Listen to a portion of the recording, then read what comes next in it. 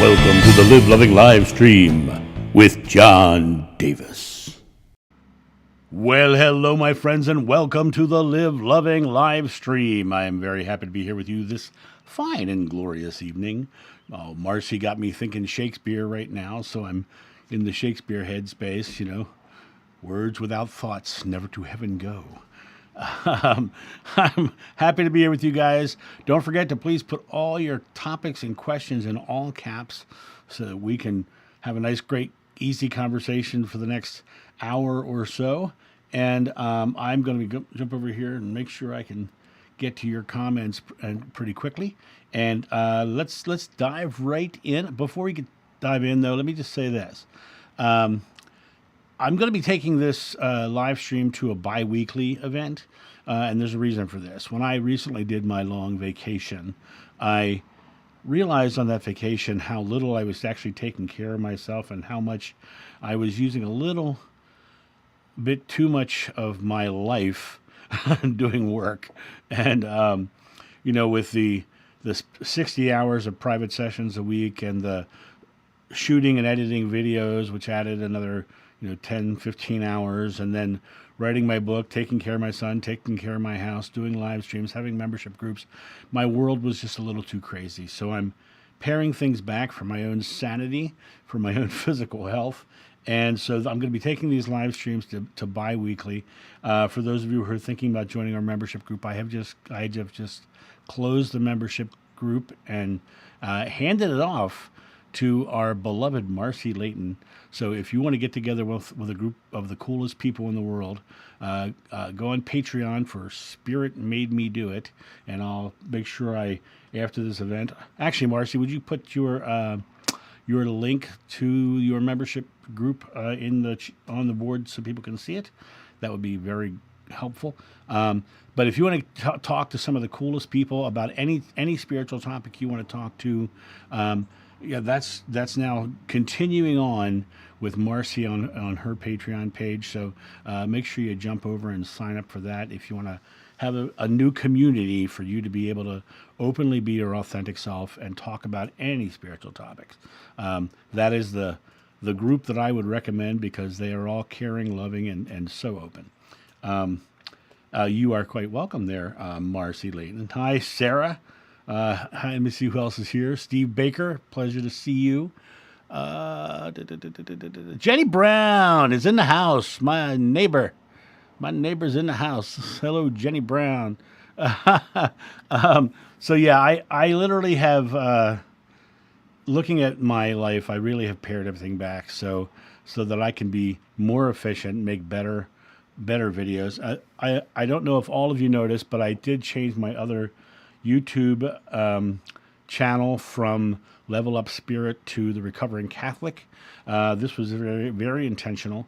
I'm finding that a large percentage of my audience and of the now over 700 private readings I've done this in the past several months, the largest percentage of them are recovering Catholics.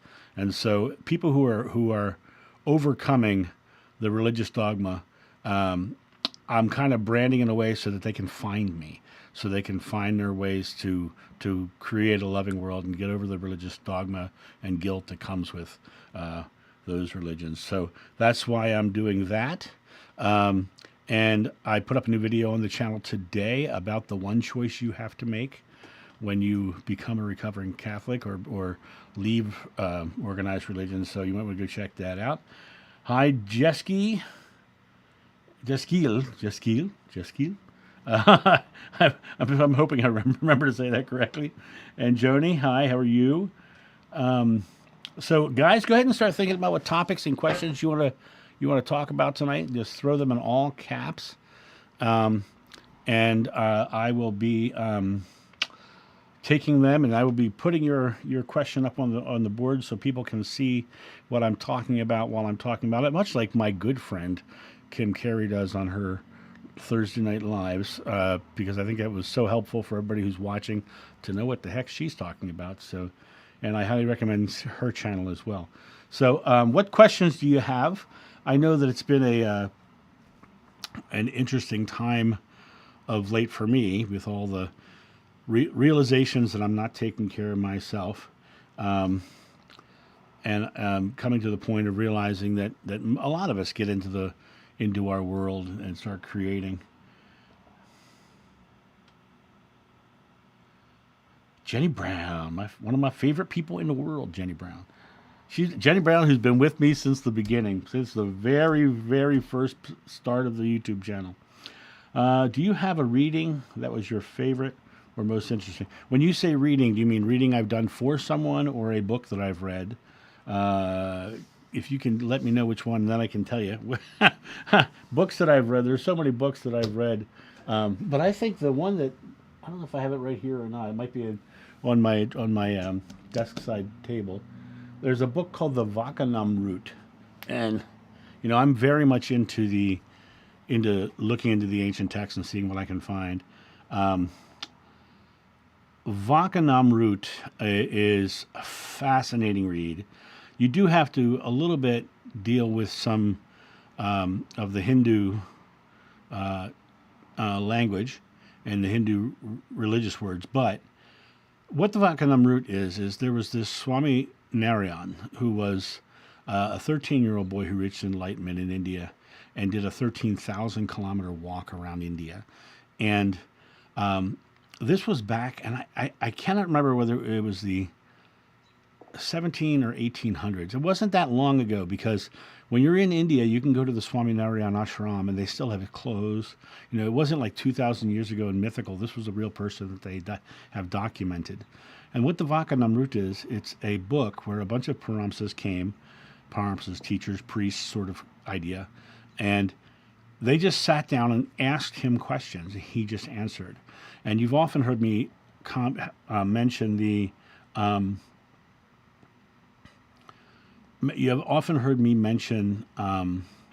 story of Swami Narayan and the lion, where he says, "Because I was without fear, the lion did not eat me." He also, in that same text, said he crossed the Himalayas while wearing nothing but a loincloth, and they asked him why he didn't freeze to death, and his answer was, "Because I'm without fear, the cold gave me nothing to be fearful for." So it was basically the same story, but he even overcame cold because of his lack of fear of it. But when you read that book, it's very interesting to hear these stories come alive, and being able to tie it. Right now, that's what I'm kind of reading. That's why it's not in here. It's usually right behind me. So if you're ever interested in just something interesting, the Vakanam Root. All right, so Jenny Brown, you said, what is the most interesting reading I've done for someone? Now, first of all, I'm going to preface this. I want you guys to all understand, to me, the readings are sacred. I will never give someone's name. I will never give out any information so you know who I'm talking about. To me, that is a sacred space, and when I do a reading for someone, it's recorded, and in my opinion, that recording is theirs, and it deletes off all my servers within 7 days, so they have enough time for them to download it. I don't keep anything on anybody. People often think about readers who keep files on people, so when they call back for a second reading, they go into the file and have that information. I don't keep anything because I don't think that's the way it should work for me, personally. And so I just want you to know that what I'm about to tell you, I'm not telling you who, but I just want to tell you, number one, how this reading came to be, and what came out of it, which was interesting, because you've also heard me say on numerous occasions that I do not validate past lives. I do not validate past lives. And there's several reasons for that. Number one, because I don't necessarily understand what reincarnation is myself, so I can't validate somebody else's past life without negating somebody else's past life story, possibly. Like I say, I know close to 40 women who think they're Mary Magdalene, and so I'm not going to negate any of their stories. But here's the story of this reading, Jenny. So, and this goes back to Jenny. This goes back to right about the same time you found me. So the story about how I came to start coming back out into the spiritual world has to do with our good friend Kim Carey. And I was doing a podcast with Tamara Zoner called the Spirit Cafe Podcast. And it looks like Tamara has taken the summer off, and with the potential of it may actually just end now. But she said she'll have to see. But we invited Kim Carey onto that channel for an interview. And during the interview, I hadn't spoken to anybody publicly about my past life in a decade at that point, because I literally discovered that when I spoke about my past life, they would not hear anything after that. People weren't interested in what I was teaching. They were only interested in the past life. And so I was not very interested in people getting stuck on who I was in a past life. I was only interested in what I was teaching. And so I left and went into the corporate world and was teaching the same things with a different vocabulary. Well, Kim Carey came on, and during our interview, I just blurted out. I said, yeah, I had some past life stuff that was pretty interesting. That's all I really said in our interview, not much more than that. And we got off the interview, and Kim was still online with us, and we'd already recorded everything. And Kim says, tell me about this past life. And intuition said, just open up. And I just blah, blah, blah, blah, blah, blah. I just started pouring all this information out. Told her my entire story. Just felt compelled to tell her. And if you've ever seen Kim Carey, she's just a lovely, wonderful person and so open and caring. And I felt just free to speak, so I did. Well, about a week and a half went by, and I suddenly got an email from her saying, John, I want to bring you on my channel and interview you about reincarnation. She says, you don't have to share anything, because I told her I'm not sharing it. She says, you don't have to share who you were. All you know is just talk about reincarnation. I want to talk about reincarnation. I said, oh, okay. And she says, you're free to share whatever you want. So I start doing my own automatic writing for myself. Is this the time? Should I come back out? Should I share my story? So I did. I decided it was time to do it again. So the day before my interview with Kim Carey went live, I literally was real quick building my second YouTube channel. My first YouTube channel was for the corporate world, and I had already gotten rid of it. But I had my a new YouTube channel. I went and rebought my domain name, John of New, because I hadn't had it for a decade. And I real quick got a YouTube channel up. I recorded 3 videos so that there would be 3 videos on the channel when someone came there. And on the day before the interview, there were 4 subscribers. There was me, there was Tamara Zoner, there was my sister Patty, and there was Holly Matson, my good friend. We were my 4 subscribers on my channel. I did the interview, and the next day I had 300 subscribers. Jenny Brown being one of them, which was a lovely, lovely thing. So what happened the next day when those 300 subscribers comes in? I got an email, and the email was this is so strange. It was a reply to an email I had written 12 years earlier. So here's the story. And this is the email I got. She says, hi, John. I don't know if you're still doing spiritual work. I haven't been able to find you. I recently had a reading from a woman in Hawaii.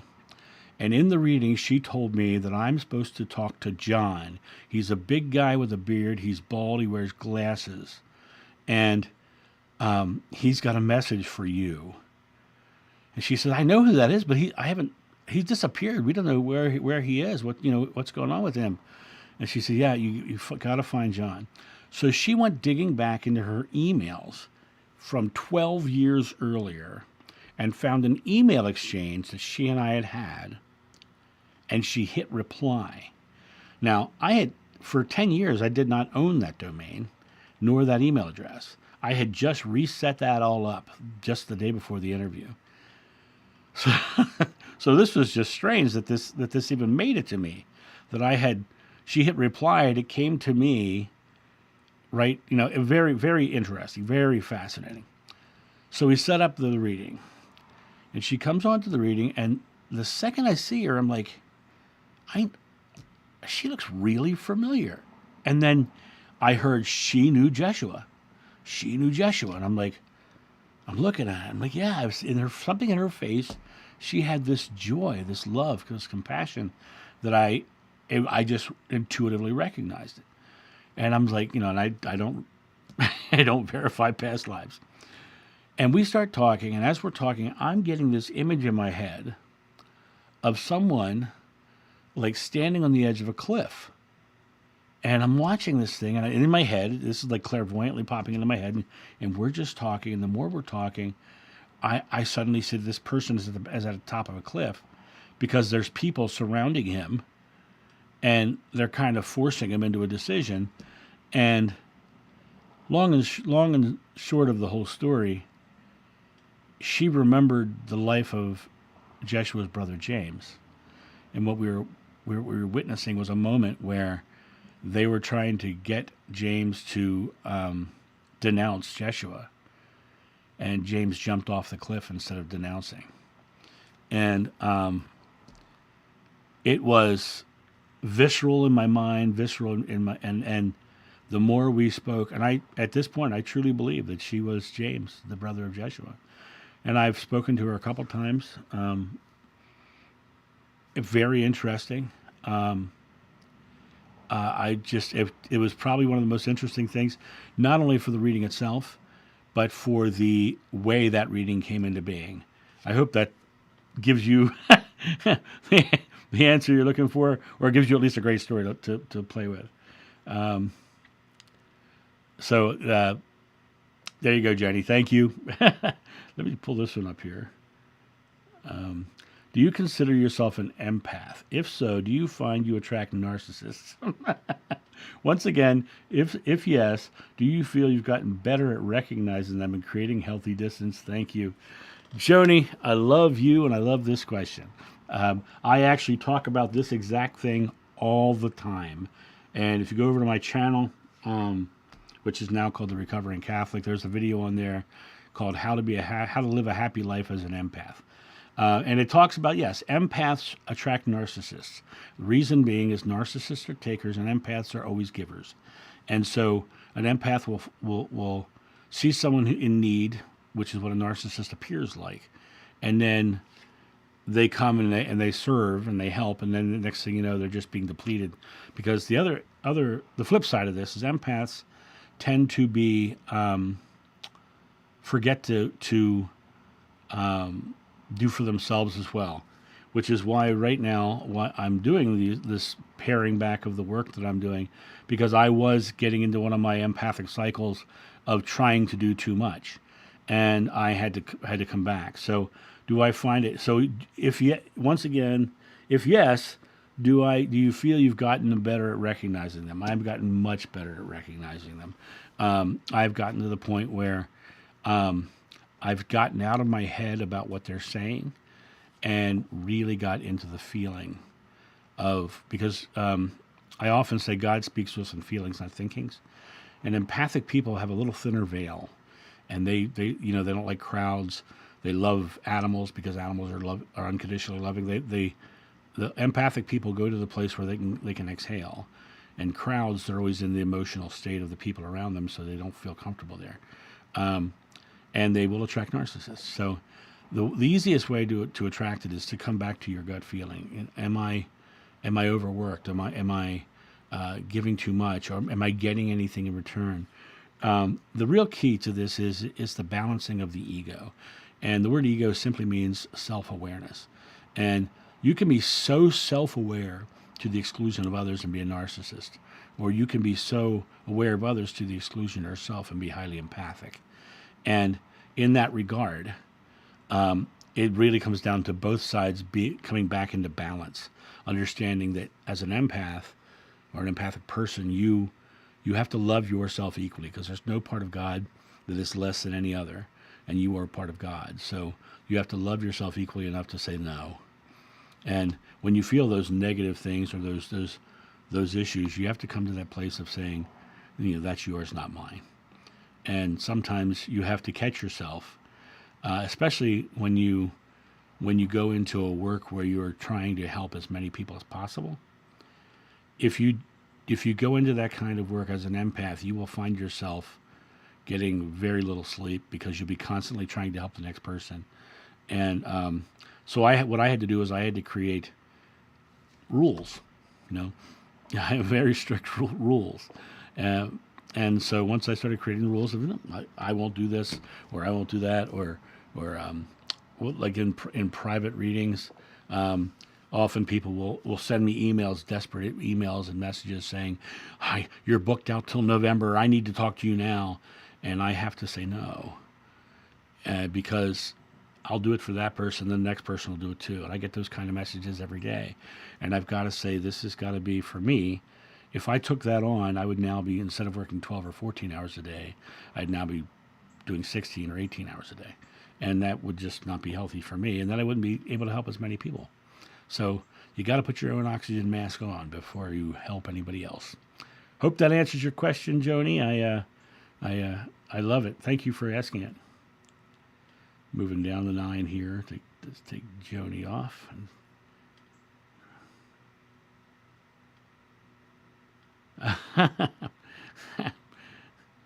So Jenny, was that a fast story or a fascinating story?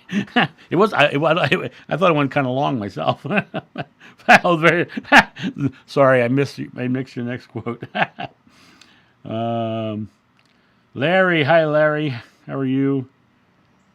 Jeanette, pleasure. VBD, narcissists are all over. Amen.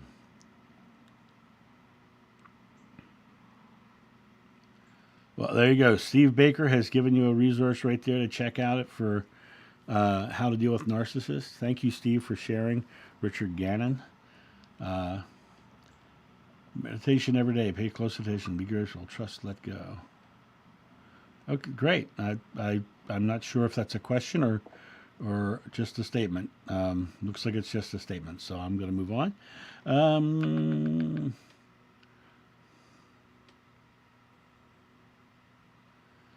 I love. Okay, so this is a good one. Can I do past life regression through YouTube videos offline? I will give you my honest opinion on this.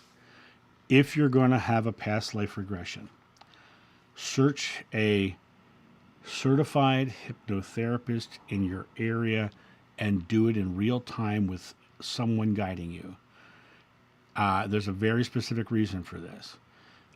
You want someone who is highly qualified and trained. You want someone, because in the training itself, they're trained to not pollute your timeline. And so they're specifically asking questions in a way that they're not giving you things to think about. What's the next thing that's happening? How is this working?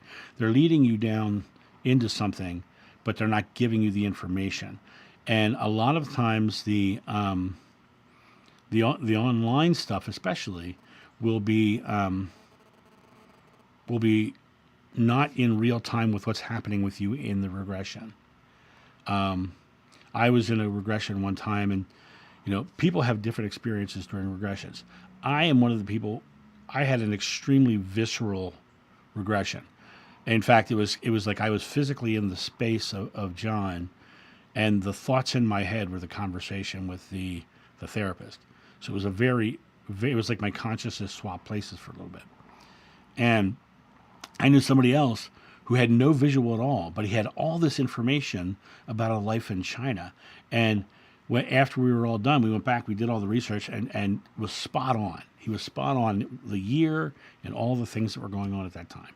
Fascinating, really fascinating.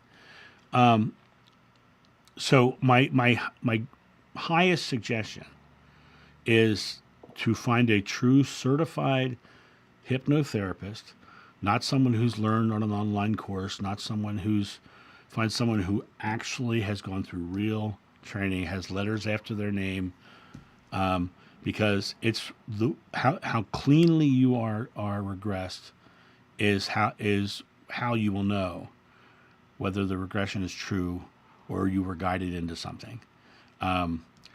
Also, if you're following someone who's only doing close, who will refuses to regress, other people, or you, or if you've ever been regressed by one, they won't refuse to regress you, and then they're keeping it as a completely closed study to only one hypnotherapist, and then you start to see a pattern within those people that are all the same. It's usually not the regressions that are accurate, the hypnotherapist affecting the regressions. So it's a find a good certified hypnotherapist who preferably has done, real college, real training. So that's my thought on that. Moving back up here. Hello, Mary Hernandez Walker.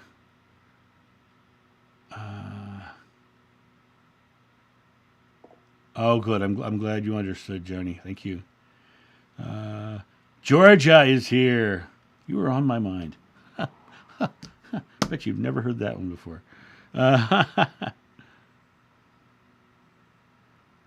Oh, well, thank you very much. Did a past life regression in 1986 do the complete... Great. Great. Great. You are quite welcome. Is it Conjit? Conjit? I hope I'm saying it right. I love seeing unique names. When you have the most generic name in history, John Davis, you like unique names. So I appreciate seeing something cool. Take a quick drink of water.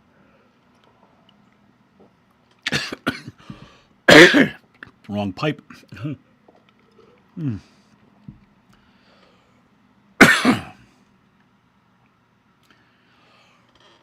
Face red, heart shape. Nice. So, past life regressions. The one thing that's really interesting is, even though I have had these experiences with my past life stuff, for me, the most important thing is who I am now. It does not matter who I was. It only matters who I am. And whatever you ask in God's name is granted. And God's name is I am, according to Moses, not I was or I will be. So it really only matters on what you're doing in the here and now. Hi, Dick Flinghammer. I love that last name. That's the coolest name ever. And my father's name was Dick. So I appreciate seeing a Dick in the world.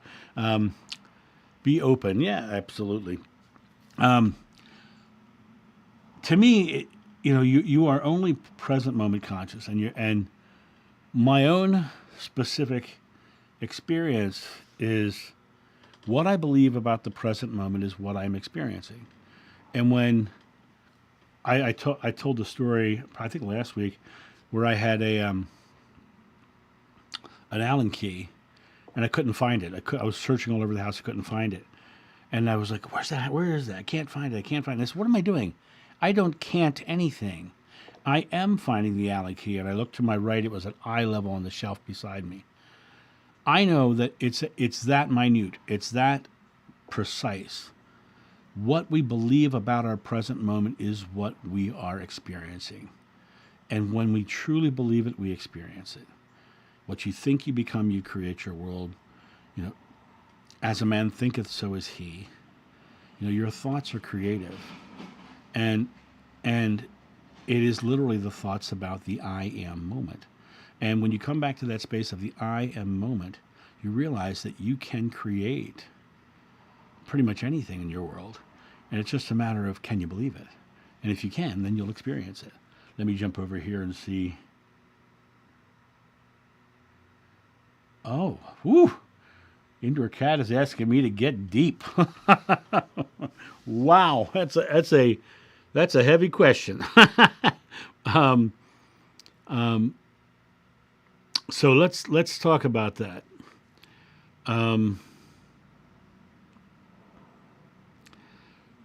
When I was a young man, my father was an alcoholic abuser, and I was the one he didn't like. And I was kicked out of my house on Christmas Eve, and I was drug out of my front yard by my hair one time, and I he went around town telling everybody what a POS I was, and it was just a bad experience, and my whole life was terrified, and truly believing that I was worthless, and I struggled with that for years and years and years, and all those struggles were fears, and they were starting with his fears being cast down. My grandfather was an alcoholic abuser, so my father became an alcoholic abuser, and I had a moment, and this is a story I've told before, but I'll tell it again because you may not have heard it. I was 19 years old. I walked into a convenience store, and the cashier gave me $5 too much change. And as I was walking out of the convenience store, I realized I was counting my money, and I realized I had $5 too much. I went back inside. I said, "I'm sorry, you gave me $5 too much." And the next person in line said, "Well, there's something you don't see every day, an honest person." And when he said it, it took my breath away, and I felt this rush of pure love. And it was the weirdest experience because it was nothing I'd experienced before. And as I walked out of the store and I'm walking out to my car, I'm feeling this feeling, and I'm really going through this process of what is that? What is that? And then recognized it as Jeshua.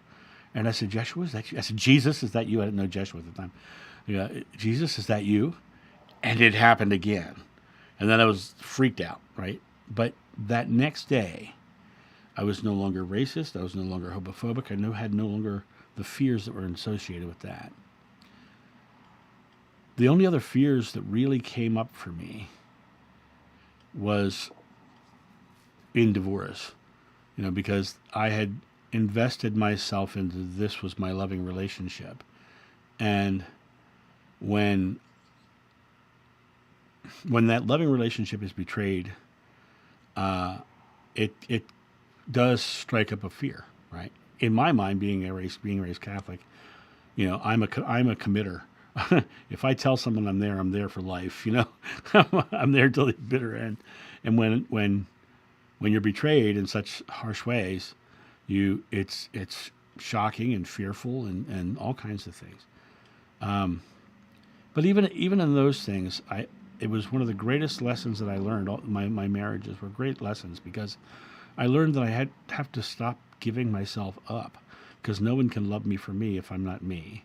And what was happening was we would get married, and then suddenly there'd be this whole new list of expectations that weren't there before the marriage, and they were expecting me to become somebody else.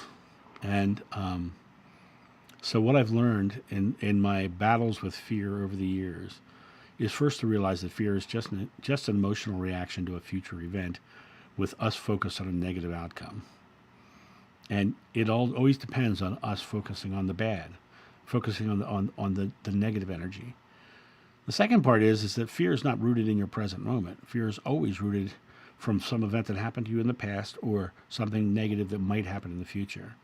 So by coming and being back in the I am moment, you have the ability to release fear.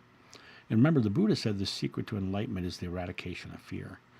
And so when you realize that the quickest way to get fear out of your body is to just simply exhale, because one of the primal functions of the body in a fear state is to store air so we have a reserve to run further and faster. Simply letting that air out and relaxing our bodies, it feels great. And we come back to this space without fear. We come back to the base, which is our natural self, which is one with God. We are naturally love. We are naturally love. And when we release our fears, the mad, sad anger, the quote-unquote evil acts that we might do go away because they're all fear-based. And so once we release them, we come back to a place of just loving and caring. And that's really how I go through the work that I do. I hope that answers your question. I'm going to jump over. That was a big one.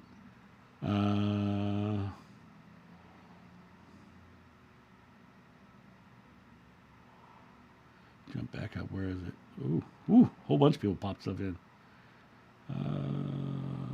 Okay.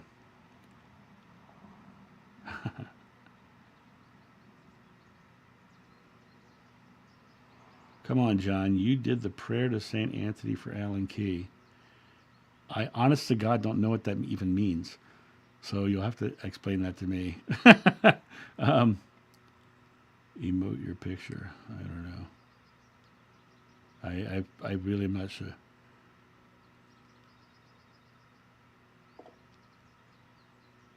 I agree with you, VBD. No one is their circumstance. I believe in being an action hero and not a reaction zero. Um, Thanks, Georgia. That's a lovely statement. I am not a certified hypnotherapist. Um, I am not a certified hypnotherapist, and I have no intention of becoming one. Um, I really want to stay present. And I think the more people I can get to be present and in the loving state, then the people have the ability to then bring love into the world. And there's this little book in the Bible called the Book of John, the best one. Um, and in there it says, God is love. And it also says, no fear can exist in pure love. So the more loving we can be in the present, the more we shine so bright, the people around us choose to shine bright as well. And so that's kind of my intention is to get as many people as possible, present and loving as possible. And I'm very fortunate that I have these past life memories.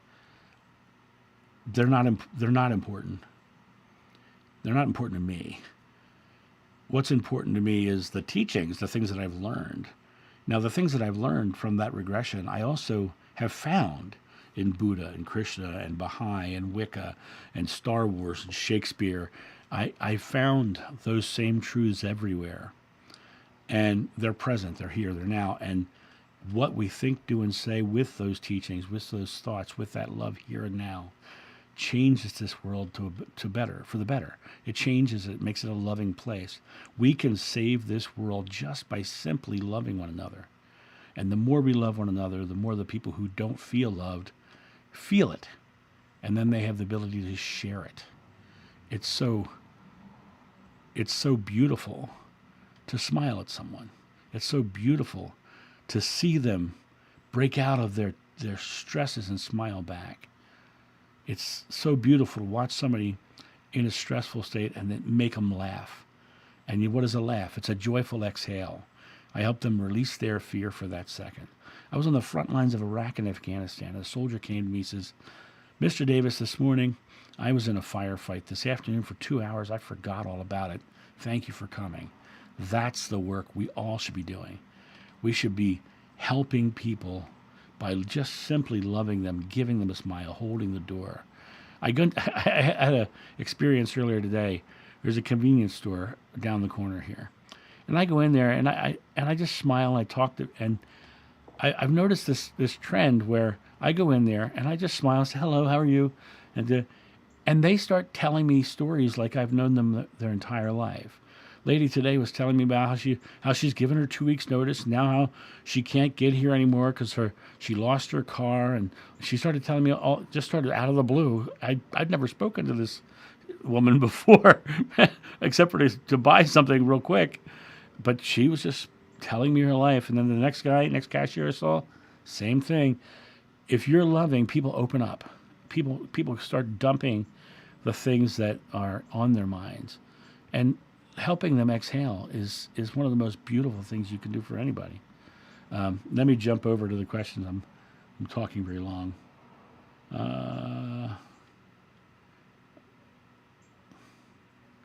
Georgia, you are absolutely correct. The most important loving relationship is really the one with ourselves. You truly do have to love yourself and equally as everyone else. And the more you love yourself, the more you have the ability to love. It is literally putting the oxygen mask on first. I love that. I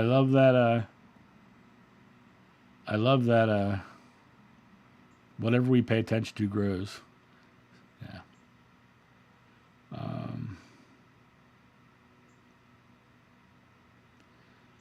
I've been kicked off the net 3 times since the start. Oh, interesting. Raina,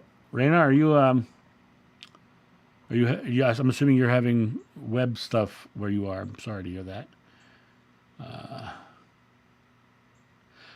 Dick Flinghammer. Yeah, here you go. This is a great one. Not repeating the sins of the fathers is good, but healing from them is better. And the way you heal from them is to first recognize that they're human too. Recognize that they were probably doing the best they could with what they knew because they didn't know any better. And then putting a period at the end of that chapter. That was that part of my life. In this chapter, I'm writing a joyful, happy comedy. You have to start to compartmentalize. One of the biggest, most prevalent, harmful things I hear from people is, they were the love of my life. Well, the second you say that, you've just doomed yourself to not find anyone as good or better. Because you've said they were it. Everything else is done. Your belief is there's nobody better. Now, and if they were the love of your life and they have passed on, they would want you to find love again. Because they're in pure love, because they've crossed over. They would want you to experience that pure love here. And the only way you can do it in the physical with them not being here is to find someone new. That kind of loving relationship like that. But loving yourself is just as equally important. But your belief about this moment, I am, is the key. So I just wanted to say that. Dick, thank you for that insightful comment. Oh, so is everybody having problems with the internet? Mine seems to be working fine. My iPad seems to be working just right. Absence of fear doesn't mean you're not cautious either. I would change that for myself. Cautious means you are in fear of some kind. I'm just aware. And I'll give you an example. I one time was in Annapolis, Maryland, and I was in my truck, and a guy got into my truck. Got in my truck, turned, locked the door, put his hand in his pocket. And it was like, okay, this is on. So I literally said to him, how can I help you today? We're all in this life thing together. What do you need, my friend? And he kind of looked at me. He said, and he literally said, are you Christian? And I, with a little smirk, said, in the oldest sense of the word, and I said, yeah, what can I do for you? I'm sure that you need something. And I ended up driving him to a place and dropping him off. And I dropped him off, and then I got a phone call from a buddy of mine. He says, John, where are you? I said, I just left the library. I'm down. He says, the librarian just said she saw you drive out of the parking lot with the suspect in the armed robberies that were happening. And I said, yeah. I said, don't worry, I'm fine. Because I was without fear, he gave me nothing to be fearful for. And I wasn't cautious. I was just aware of what was going on in the moment. But the second you start to think about, I have to be cautious in this moment, that's when you're going to start to have the things to be cautious for. Let me jump over. So, Dick, you say the certifications don't mean much to you. Why don't certifications mean much to you? What I want is someone who can do a true hypnotic regression as opposed to someone who learned it online.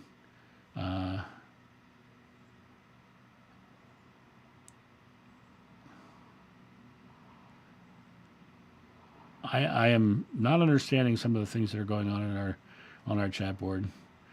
I don't know what you're talking about disassociating with. John, can I remember how I died? I actually do not have that memory at all. And I in reading the Acts in the Gnostic texts about John in his old age at Ephesus, it doesn't really spring a lot of memories except for one story, and it's the story I've told. And I only remember the room. I don't remember the actual story. In the story in the Gnostic text, it was John in his old age. They're like, please, you were the last one who saw Joshua.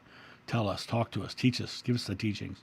And John would get up and walk up to the front, and he'd say, love one another. And then turn and walk back to his seat. And they'd say, tell us more, tell us what he told you. He says, I can tell you no more until you learn this. Doesn't that sound like me? When I read it, I was like, yeah, that's totally what I would do.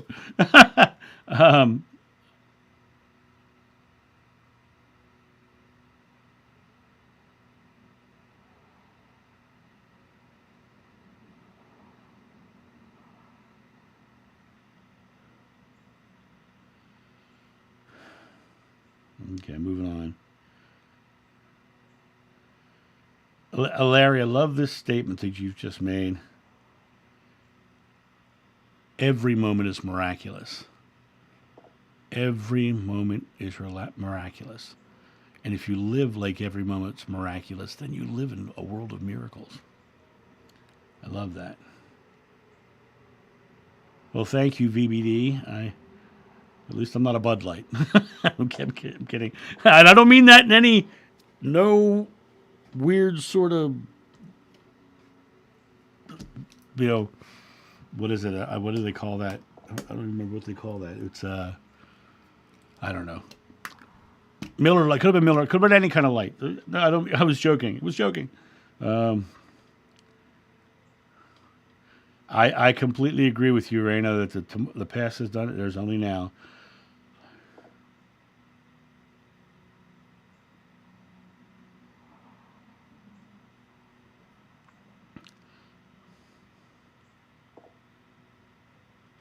Remember this. This is true. Loving yourself is the love of all, because there is no other. We are all in oneness. Trust the unknown, which is you, right?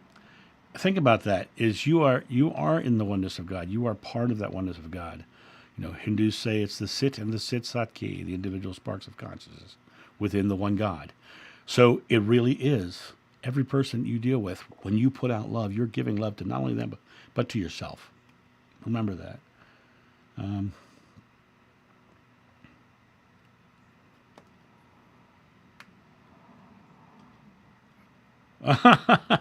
okay, so the prayer to prayer, the prayer to Saint Anthony is the famous throughout the world as the saint helps you.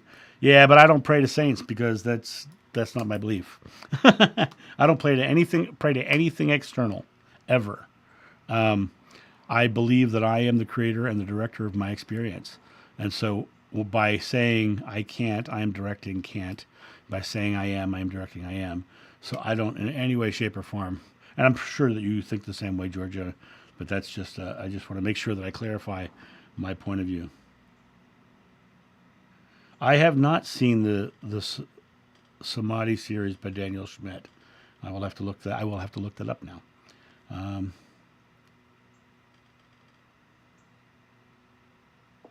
okay, great. I'm glad you said that, Jeanette. Thank you. Clarified. That's right. And Georgia says this right here. Even certified hypnotists don't guarantee you'll remember a past life. She's had two, right? Some people don't. Some people don't have the memories. Some people do. I was one of the ones who really did. Um, but some people really don't. My friend, like I said, he remembered all the information but didn't have any visuals. It all depends on you. Moving on. Anyone can know their past. Anyone can know their past, but not everyone's truly living their present. Most people are living their past over and over again as a victim or striving for some future event, like they're trying to get to it, not realizing that they're believing it into existence, so it's coming to them. They're not getting to it. So they stay in the present moment in constant seeking mode. You know, break the seeking mode, which is the stagnation mode, and get into the creation mode and bring it into your experience. You draw things to you specifically by your belief. And it's a matter of you believing in the I am, the present moment, that it's happening. When you take this moment and you literally believe it's happening in this moment, then you'll experience it. That's why I like to use words like receiving, creating, enjoying, because then I can see it coming into the experience as opposed to having it go poof, right? Because it's hard to believe that it's just going to poof happen. It's like the 1,000-pound man can't say he's a thin man because the shoes are down there. He just can't see them, right? They're down there. But he can't believe he's thin because he can't see his shoes. But he can believe that he's receiving perfect health. He can receive he's coming to the perfect weight. He can believe those things are happening and still be at the starting point where he is and watching it coming into the experience. And at the next moment, this thing comes into the experience and it's flowing into the experience by believing it's coming. And that in itself, and the more you see it coming, the more you believe it's here. And next thing you know, it's there.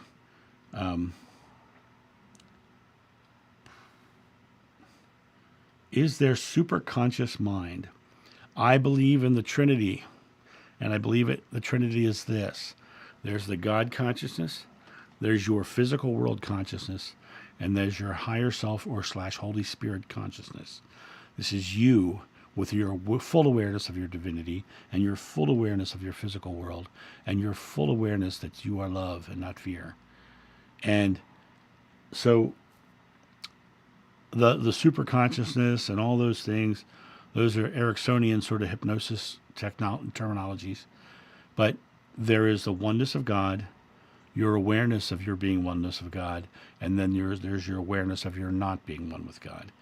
And in all of it, you are your higher self, Holy Spirit self.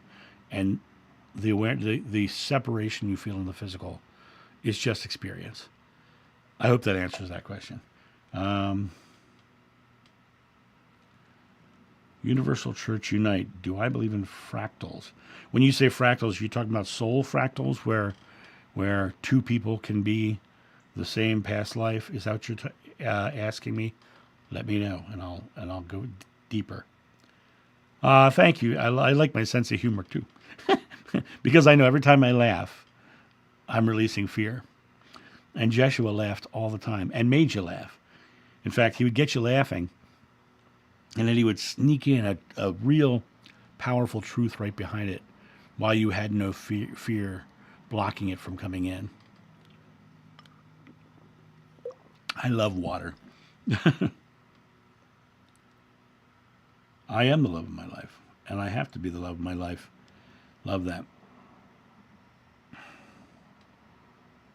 I have no idea what divine dichotomy is. I'm sure that's somebody's terminology that I haven't ever seen been used. Let me know. Georgia, I'm sure it was a joke.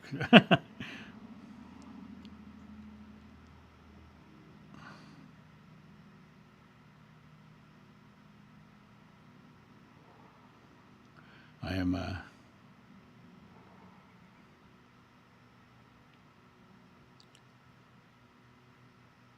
I love that, Dick. The whole wise man's tongue. I remember when I was the entertainment director of a Renaissance festival, I was in negotiations with one of our top acts, and the guy I was negotiating with always got the best deal, and it took me a while to figure out he always got the best deal because he's the one who shut up the most. He spoke very little and just let me talk, and I ended up he ended up getting a really good deal because he was not speaking. The awareness of your world around you is highly important, and not reacting to it. Like I said earlier, being an action hero rather than a reaction zero. When you're in reaction mode, you are a victim of your world, no matter if it's good or bad. When you are in action mode, you are aware of what's coming, and then you are making choices and taking actions. And you have a much more ability to turn the other cheek in times of stress. Like when the guy's screaming in my face, and rather than reacting to him screaming in my face, I stood there and I exhaled and I just released my fear and I let him yell. And then when he finished, I said, "I'm so sorry you're having this experience. How do we solve it?" Right. And he ran away bad and came back and apologized. And "I'm so sorry. I'm just stressed out." I said, "No, it's okay. How do we solve it?" And my whole thing was, that's his, not mine. I am being an action hero in this moment. He's being the reaction hero in this moment. So,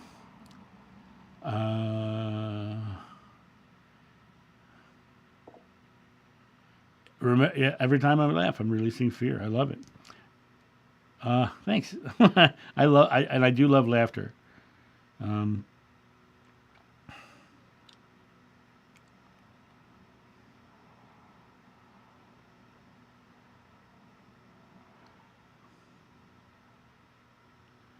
I have read Conversations with God. It's been a very long time. I did an interview with Neil Donald Walsh a couple of times on Spirit Cafe and on my other channel too.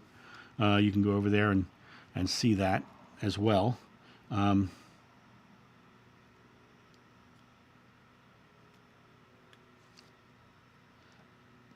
Ruben Avalos, when you did USOs tours, did you tour with April Macy? I did not tour with anybody. Our show was called the Hack and Slash Comedy Show.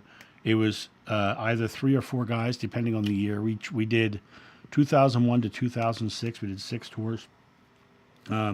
We actually spent more time in country than a lot of soldiers did, and it was always us. And if you saw the Robin Williams tour, we were usually the tour right after Robin Williams. We missed Robin Williams by a week every time. So, but we were there. We did sword fighting and beds of nails and ladder walking and fire juggling and whip work and crazy comedy. And we ended our show with my comedy partner lying on a bed of nails, a cinder block on his chest. I break it with a cinder block, while 2 guys on unicycles or ladders, depending on, one guy standing on a ladder, one guy on a unicycle, juggling fire over top of us. That was kind of fun. VBD, we are all seekers. However, when you seek a path will be laid before you. But until you turn that path back to yourself, you never find the doorway. You've got to be going within to find the way to something bigger. There you go. I love that. I love that line, Dick. Reaction mode isn't living your life; it's being a negative participant in others. Yeah, I like to say, if you're reacting to them, you're living their life and not your own. I love it's. We're speaking the same lingo. Hello there, Patty Swimler, my sister. Everyone, you have to be good now. No more cursing. My sister's here. Yeah, and Neil Donald Walsh, your statement here in VBD, very nice guy. He and I laughed and joked, and we have a lot in common in the fact that we both come from Catholic families and have a recovering Catholic story. We both have We both have a very similar story about thinking we were going to hell when we were very young because of missing Mass. And we both have a story that's very similar. So that was, he and I bonded on our Catholic past.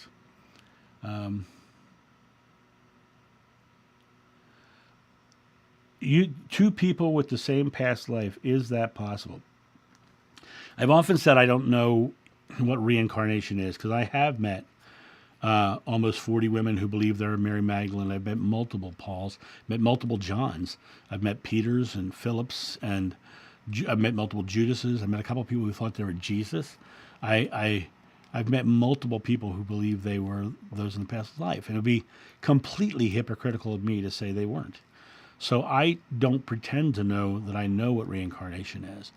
Or is there one soul traveling? Is there just this oneness of God that people are tapping into? I have no idea. I don't think it matters, because the present moment is the only moment you're conscious. It's the only moment you have the ability to do anything. Put your thoughts, words, and deeds into action. So diving in and focusing on those past life things, you're not being present. Get very present and be here now. And put love into the world and express it out so that people can feel it and experience it and can emulate it by your example.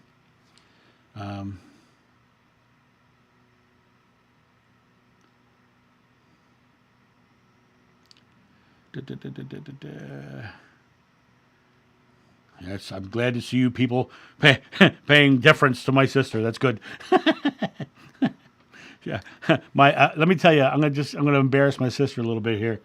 My brother was talking to our cousin the other day, and my cousin said to my brother, "Patty is the sweetest person in the family," and my brother agreed, and I have to agree too. She's much sweeter than I am by far. So treat her well.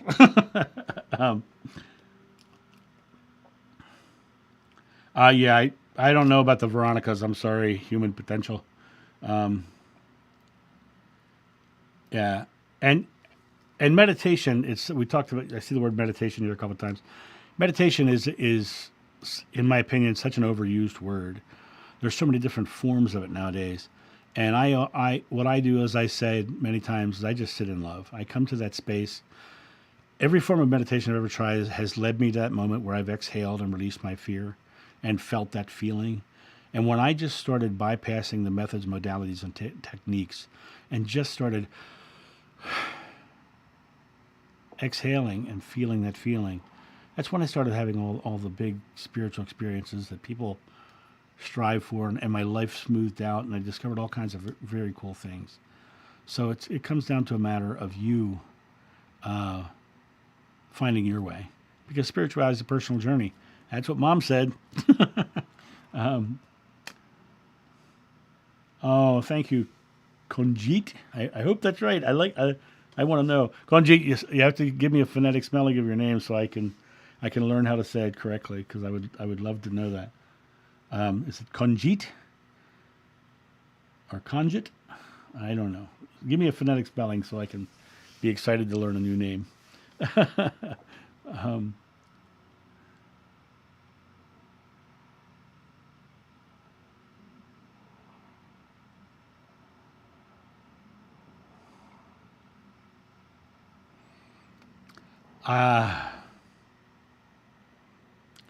Age regression can reveal past existences. There is really no past nor future.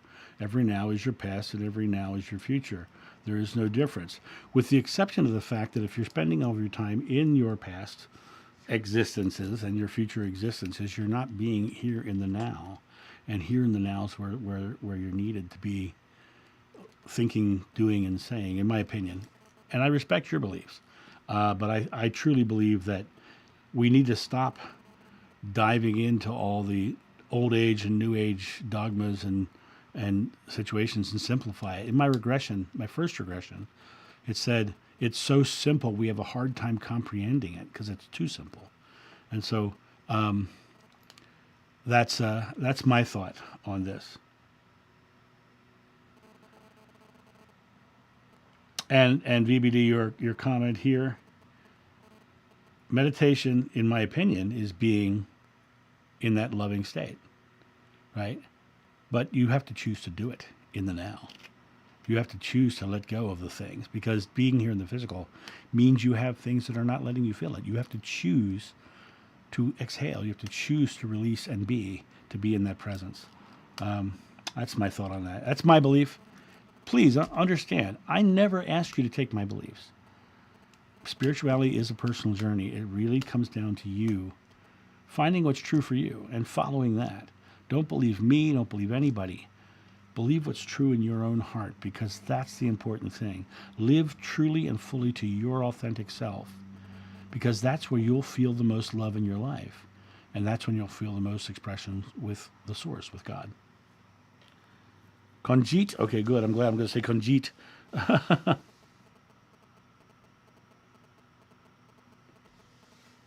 And I'm sorry, VBD, I'm going to have to say something about this one. I'm going to disagree with you on this. The word, what you're saying is that your meditation is the only meditation. I believe there are many forms of meditation, but for me, with the ones I've tried, all the different forms, they all led me to one place, and it's the place that I am now, the being in love. And actually, Indoor Cat is being a great reminder that it's time for me to wind down too. This has been a really good session tonight. I've really enjoyed our conversation and all the things that have come up. I'm looking forward to the next one. Once again, I want to remind you guys that I am going bi-weekly, so there will not be one next week. So it'll be 2 weeks from now. Keep an eye out. Let me real quick answer these couple things. I have heard of the Seth material. I've not read it, so I don't have any opinion on it.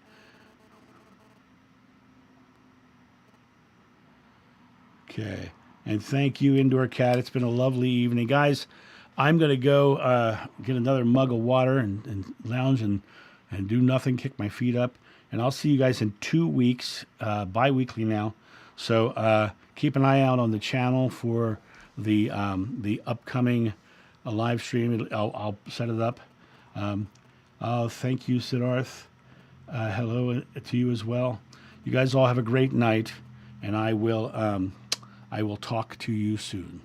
See ya. Bye.